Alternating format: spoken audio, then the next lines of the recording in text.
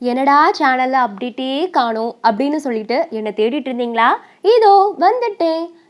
உங்களுக்காக நான் மட்டும் படிச்சு தெரிஞ்சுக்கிட்ட விஷயத்த நீங்களும் கண்டிப்பா தெரிஞ்சுக்கணும்ல.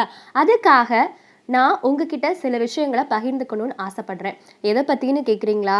வேற யார பத்தியும் கிடையாது. நம்மளுடைய இறந்து போன ஏஞ்சல்ஸ பத்தி தான்.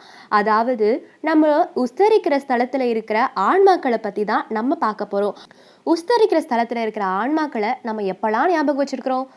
நவம்பர் 1 ஞாபகம் வச்சிருப்போமா? அவங்களுடைய டெத் ஆனிவர்சரி எப்பலாம் வருதோ, அப்பலாம் ஞாபகம் வச்சிருக்கோமா? அந்த தப்ப நம்ம எப்பயுமே பண்ணக்கூடாது.